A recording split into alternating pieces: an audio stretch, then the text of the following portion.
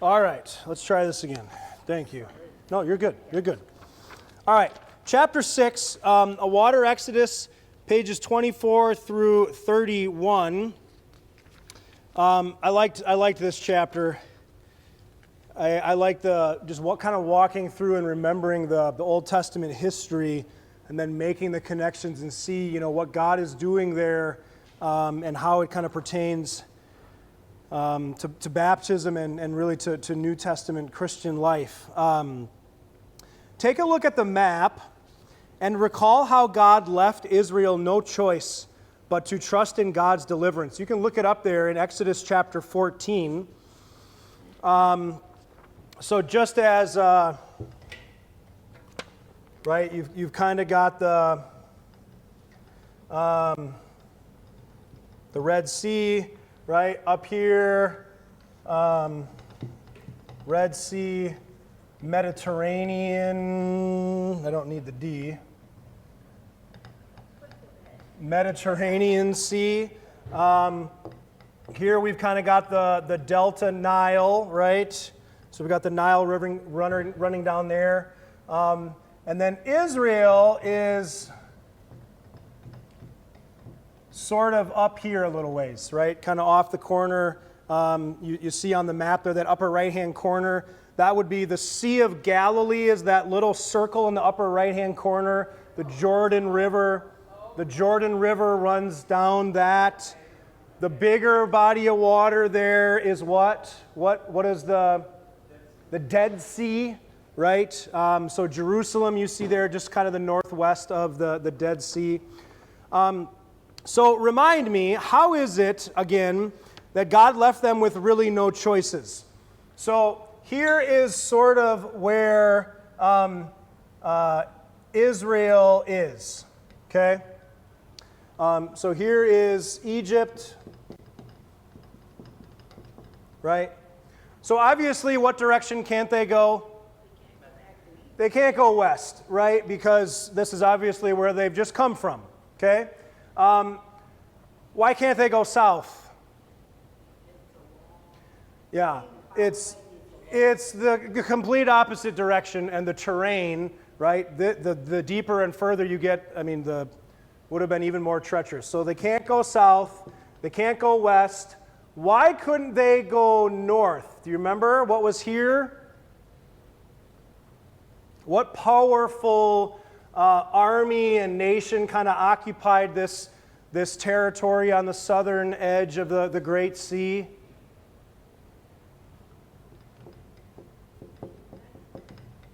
Good guess.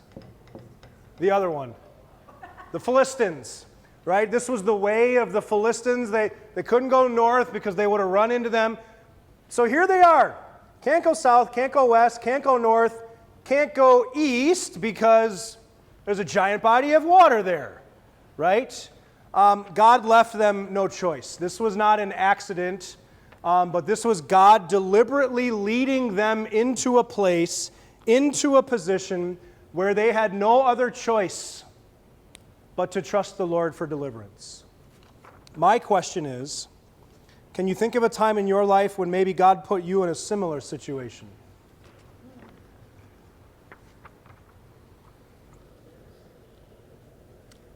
I mentioned in my sermon last Sunday that I'm reading this book on grief and on suffering. And there's a gentleman there that kind of shared a quote with the author, and it is something that I spoke a lot over the past 10, 11 months. And that is, he said, you don't know that Jesus is really all you need until Jesus is really all you have. And we say this, right? All I need is Jesus, right? But it's probably very rare in your life when He's really all you have. When you've tried everything else, you've leaned on everyone else, including your own abilities and your own strength, and all of that crumbles, and you go this way, but you can't. You went that way, but you failed. You went this way, and you whatever, and there you stand, and you say, well, Lord, here is where I know I need to go, but there's this giant problem in front of me, and you're the only one who can get me through it. And again, I would say, just as this was not a mistake, that all of a sudden the Israelites, God said, I'm going to take you into the promised land. Then all of a sudden he's like, oh man, I should have read the directions first. Now they're stuck and I have no idea how I'm going to get them there. No. The Lord deliberately put them in a place to teach them to trust Him. They had no other options, right? And you remember what their initial reaction was? When they got to the shores of the Red Sea, what did they say? Hot diggity dog, it's time for God to work a miracle. No. We should just go back to Egypt. Yeah. Why, Lord, did you bring us out here for us to die in the desert? Back here, yeah, we were slaves. It was a miserable life, but at least we had a couple square meals a day, and, we had our own homes.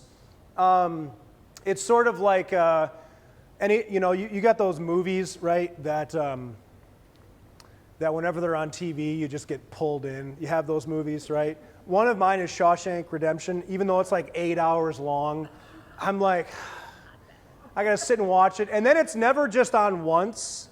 It's always on like back to back to back, which covers basically like half a day.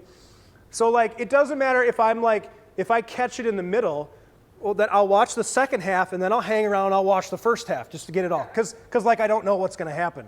And remember that part with where they talk about being institutionalized, right?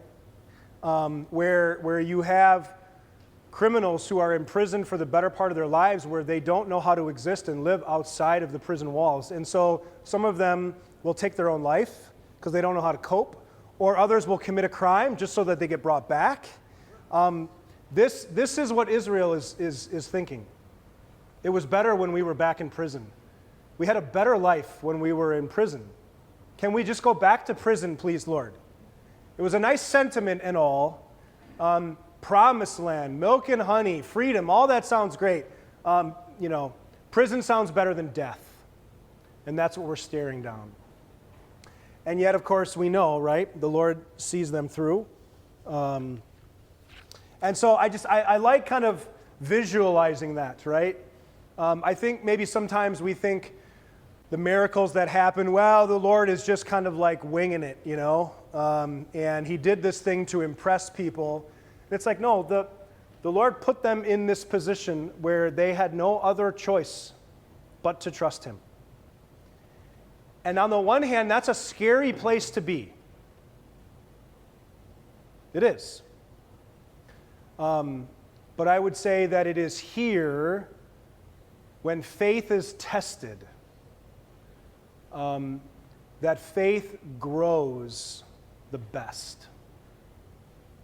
Yeah. I would think that people in war, like right now or back or all that. People in war, yeah, faced with that. They have to be, because they're up, Sure. whether they should go forward or, Yeah. they have to really put faith that the Lord is going to take care of them, and if not, Yeah. Well, I've talked with Adam about that. It's not something they would ever publicize, especially now, but how much the military values soldiers with religious convictions. That's still a thing, right? So, yeah, it's a good point. Okay, anything else on that? I wasn't gonna make anybody share, but just good to think through your life, right? I'm sure you've had a moment like that. Maybe you didn't even realize it at the time. But suffering is one of those ways that the Lord, in only His wisdom, can shake this out, is one of those ways that He actually draws us closer to Himself. That He actually strengthens our faith in Him. And here we have the first of many examples with Israel, right, in the wilderness. Number 6, list the various things God used water to accomplish for Israel's exodus, noting how God still uses the water of baptism to do the same for us. What are some notable water stories in the Exodus? Here's the first one, right? We've got the parting of the Red Sea, right? And St. Paul will actually talk about that in the book of, why do I never remember this? Is it 1 Corinthians 10 or Romans 10? Where the Apostle Paul talks about how, I think it's 1 Corinthians 10. Everything that Israel went through, they did to serve as an example for us, right? And what is that example? Well, part of it, St. Paul says, is Israel was baptized into Moses as they walked through the Red Sea, right? Not only was their trust growing in the Lord as they watched this miracle, but their trust, at least momentarily, right, on that particular day, was growing in the representative and the servant that the Lord had put in front of them. The guy who was holding up his hands, right? Wouldn't be the last time he did that either, right? To do something amazing for the Lord to accomplish. All right, what else? Other amazing water stories. The rock. Water from a rock, yeah. Happened a couple times, right? The Lord pouring out water from a place where water has no business pouring out from, right? To simply remind them that He was providing for them and caring for them. How do these pictures of God using water, how do they also then kind of serve as foreshadowing pictures for us when it comes to baptism? Let's do the Red Sea. So what is God using water to do? Before that happens, before He uses it to kill the Egyptians, what does He do? He uses water to deliver His people from their enemy. Right? Do we see this in baptism? Yeah, right? I've got it in the next lesson. We're going to kind of make that as we look at Israel's entrance into the Promised Land. God is using water to deliver them from their enemies. He could have just as easily had them, give them superhuman speed to outrun the chariots. Could have done that. He uses water, right? Has them walk through water. And again, Paul makes that point clear, right? This is all a picture of baptism, Paul says. Then, after he's used water to deliver Israel, then what does He use water to do? To drown the enemies. Does God do this in baptism? Yes, right? Paul talks about this in Romans 6, right? How we're buried, our sin, death, it's all buried with Jesus in baptism, right? Our sinful natures are drowned in baptism, right? So we've got that picture there. How about the water from a rock? Maybe that one's a little more challenging. Kept them alive, okay.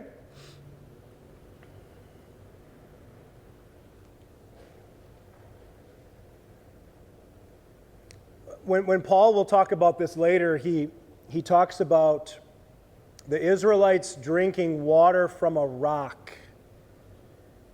And then Paul goes on to say, and that rock was what? You remember? They drank from the spiritual rock who was Christ.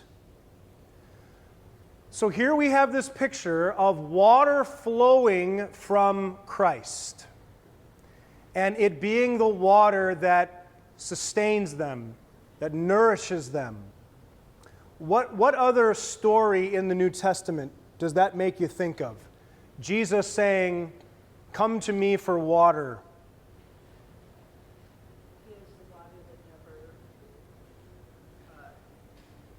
The water that never runs out. And who is He sharing this wonderful, amazing water with? Do you remember? The lady at the well, right? If you knew who you were asking for a cup of water, you would have asked me for living water, right? And I would have given you water that wells up to eternal life. For out of me, right, is this ever-flowing spring of water. And so Jesus, who is the water of life, right?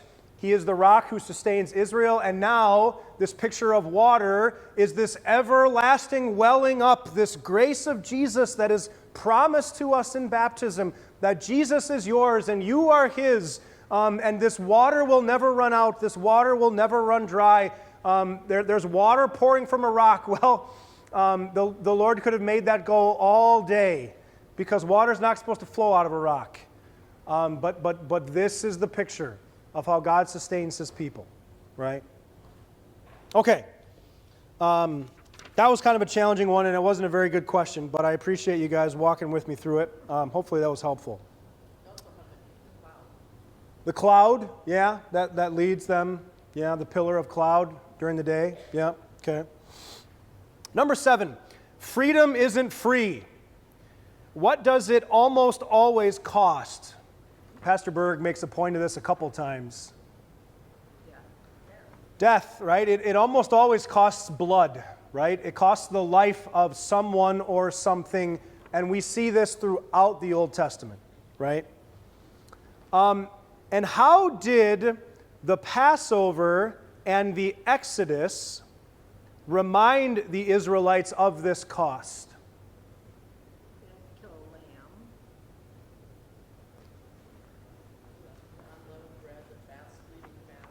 Yeah.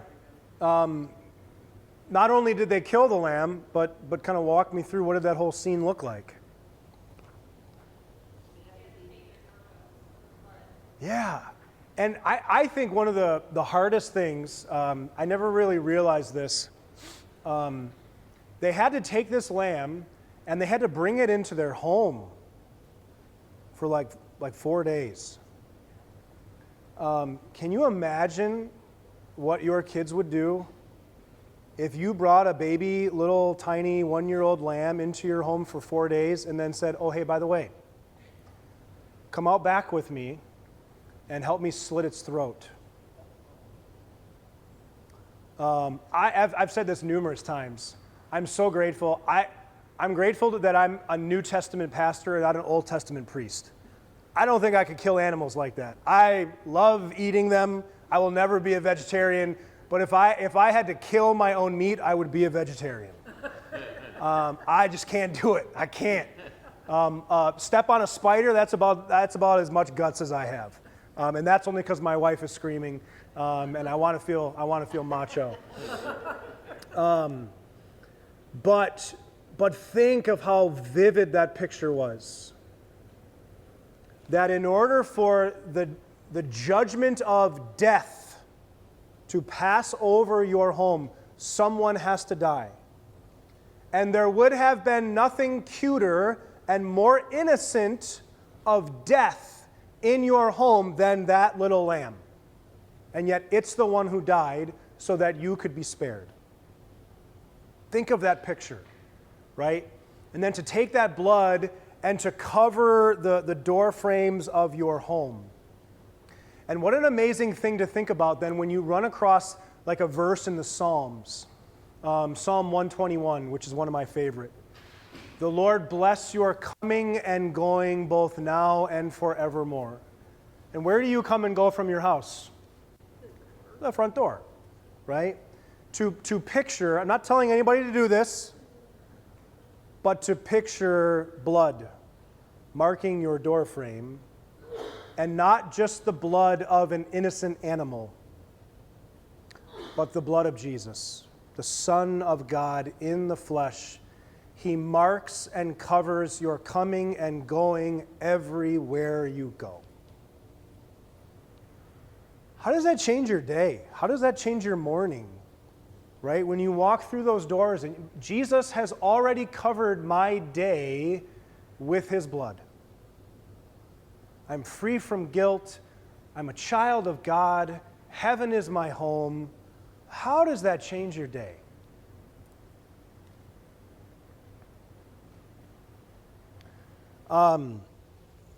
So the vivid picture, yes, God is going to work countless miracles to accomplish this freedom. And though it would be free to Israel, it would not be free to God. Right? It would not be free from death. How does baptism continue but once again supersede this picture?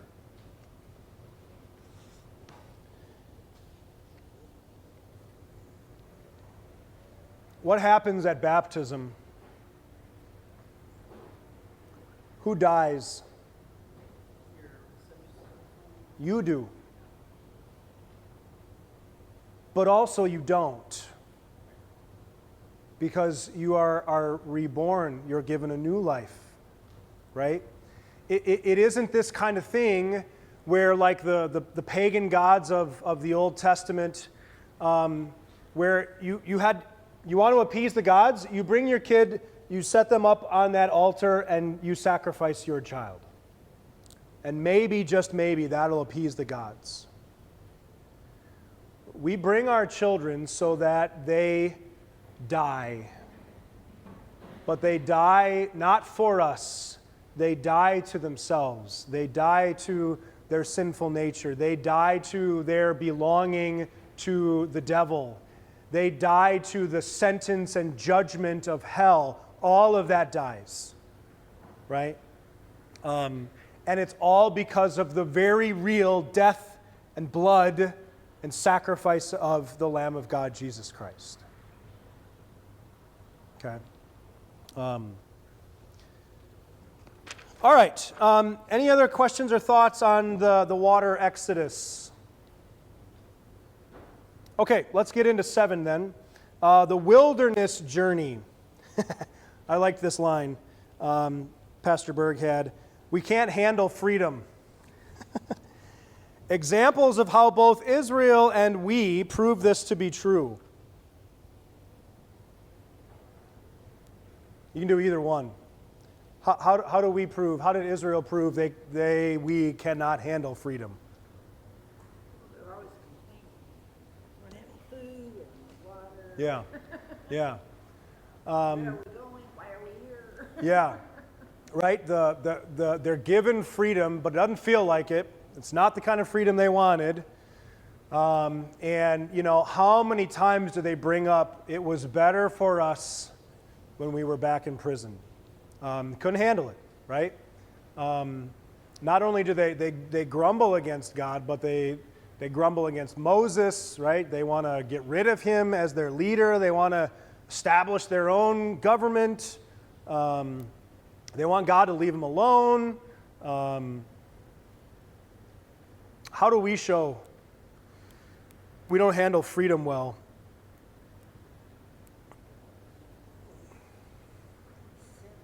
Yeah, right?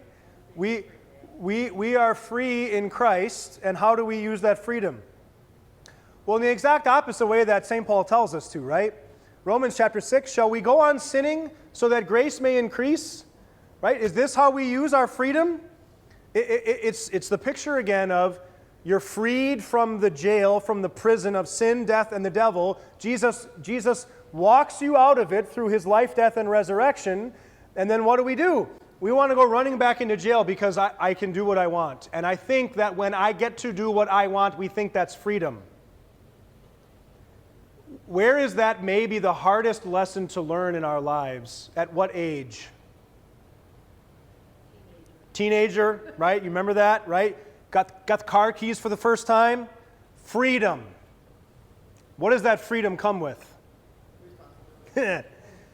Insurance, gas, if you're me, a handful of tickets before you turn 17, right? You know what? How many of you were tempted to go, what? Just take the keys back. I can't handle this freedom, right? Yeah, yeah. Losing your friends or... Yeah, I was blessed with the family minivan, the '88 Ford Aerostar minivan, and while it rusted through the floor, kind of thing, but I could fit about 15 guys in that thing, which seemed like a great idea until you started going. We can't handle freedom, right? And of course, the irony of that is, right, we're so prone to think freedom is I get to say and do what I want. But it's that reminder as we grow in Christian maturity to say that no, true freedom is to live and do and say what God has created me to do and be and say. Right? It's the picture, I probably use this one a lot, but it's the picture of, the little kid comes home with a goldfish and puts it in the little goldfish jar and watches it swim around, and then it gets the great idea that the fish is bored and limited by being in the fish bowl. So if I take the fish out and I put it on my counter, it can go and do whatever it wants. Right? No, it's created to be in this context, in this setting, and to take it out of that, while it looks like freedom, is death. That's the irony, right? You and I are created to be children of God. We're created in the image of God. We're created to be the people He has made us to be, to think the things He wants us to think, to say the things He tells us to say. And when we do those things, so many people will look at it and say, well, Christianity, that just looks like a religion of slavery. No fun, no joy, all rules. And it's like, you don't know the freedom of the gospel, the freedom of living in Christ, the freedom from sin, freedom from death, freedom from guilt, freedom from the threat of hell. The freedom to actually long for and look for the end of your life, whenever it comes. I always, when we get to in catechism class with the kids and we start talking about things like death and judgment day and heaven, I always say, my goal is always to get the kids to kind of go, I'm worried about Pastor a little bit, because that guy is really, really looking forward to death. I don't want them to think I'm suicidal, obviously, but I want them to see true and genuine joy for the day that is coming when I get to be with Jesus. And, that's one of those things. Trinsa, I don't know how many of you got to meet her. I don't know that I have ever met another Christian who was more genuinely looking forward to going home to heaven. Every time, how are you doing? Just waiting to go home, Pastor. Just excited to see Jesus, as she sits there with her body just wrought with cancer. No hair, probably 100 pounds lighter, than she was 2 years ago. And just to see this joy and this genuine smile of, I'm so excited. That ain't natural, right? That is Spirit-given. That is faith. That is, I got nowhere else to go and nothing else to hope in but Jesus, and I'm so more than good with it.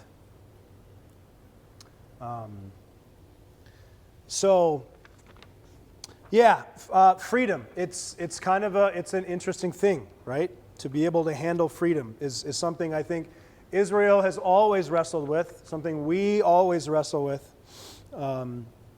Just good to remember that.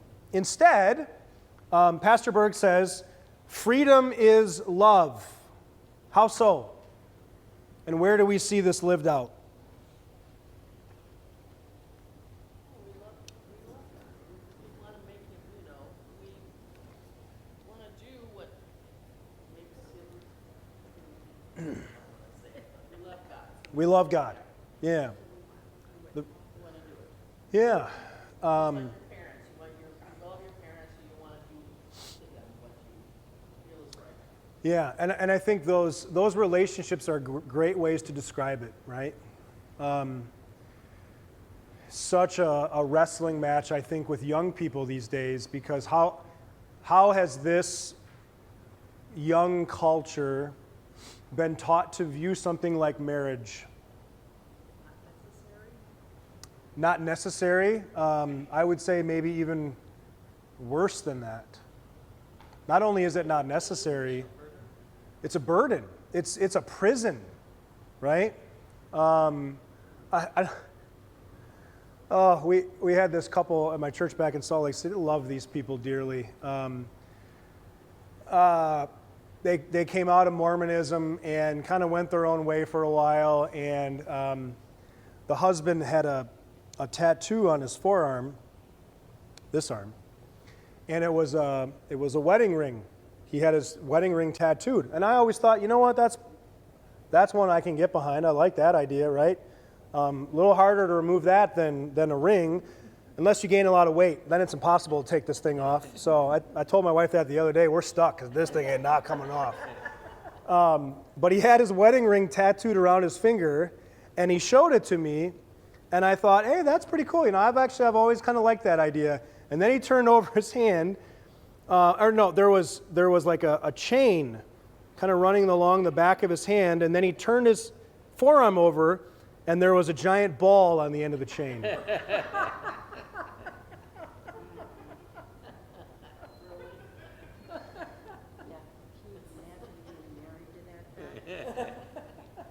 He was a good man. He was a good man. He made an unfortunate decision with his tattoo. I've known a lot of people I could say that about, myself included. However, but I think this is prison or marriage is prison. And it's like, you don't know the freedom to love someone genuinely more than you love yourself. And to know that they love you in that same way. To know that I can set aside my wants and my hopes and my dreams and my plans and put hers or his to the forefront, and to know that I'm not going to be left wanting or lacking, because to give to them, to do for them, to love them is what truly brings me my greatest joy. And then to be married to someone who has that same approach, you're never without, right? So true freedom is genuine love. It is to have the freedom to love, to be loved, to receive love. And of course, obviously, we see this lived out as Christians, first and foremost from our bridegroom, right? That he loves us, that he gave up his life for us, that we now are his bride, that we are the ones he has made and fashioned and redeemed and dressed in robes of white, and washed clean in his blood. All of those pictures, right? We see this love lived out between Christ and his bride, the church. And now we live it out when we love our spouses, when we love our kids, when we love our parents. True love, and I love this line, right, that Paul has, love drives out all fear. Right? I don't have to tiptoe around my wife. Well, usually I don't have to. When I do loving things, right, I don't have to tiptoe around my wife. Love drives out fear. How does the Christian life mirror, number 10, the 40 years of Israel wandering in the wilderness?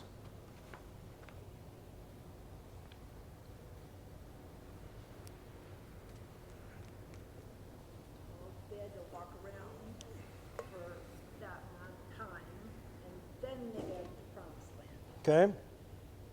There was a time of wandering, right? They didn't cross the Red Sea and into the promised land, right? They did this for a while. And sometimes that's kind of what life feels like, right? Aimlessly kind of wandering and walking around, right? Lord, how much longer? Okay, what else? What were those 40 years of wandering filled with? Okay, right? It required faith, right? The lack of faith said, let's go back, right? Let's go back to Egypt. It was better back there. Faith said, we're going to hold God to his promise. But it also wasn't that there were no people left from Egypt when they went in? Correct. Yeah. Yeah, no one who made the initial exit except for, well, yeah, Moses didn't get there. Joshua, right? Only a couple people, right? But most of them, yeah, are still there, right? Well, their bodies at least. What else? What were those 40 years filled with? Faith, wandering.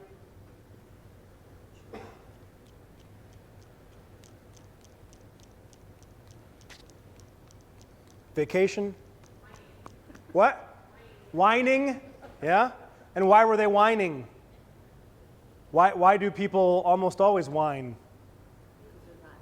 They're not happy. What'd you say, Ashley? Yeah, it's hard, right? What was this 40 years filled with? Pain, suffering, loss, snakes, death, right? This is the picture of the Christian life, right? The Lord brings us out of slavery through water, and then says over the next 40, 50, 60, 73 years, whatever it is, it's going to be hard. And your faith is going to be tested, and you're going to suffer. But the Lord was always with them. And the Lord never stopped providing for them. And the Lord never stopped caring for them. The Lord never left them alone. And even when they had long stretches of, it doesn't seem like God is anywhere around, what did God tell that first generation to tell their kids?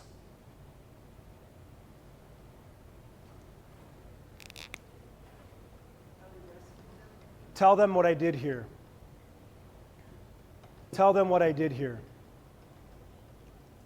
So that in those dark moments of wandering through the painful wilderness, you are reminded of the God who keeps his promise. So what do we do with our kids as we wander around here with them? We tell them about this. Right? We tell them about God's deliverance. We tell them about their baptism. We remind them of the promises God made to them. And we tell them, you hold your God to his promise. Yeah? And he loves that. He loves that when we do that. Any other ways? How you see the Christian life mirror the 40 years of wandering? I always think one of the most fascinating things, the miracle that took 40 years that I think probably was really hard to picture was I've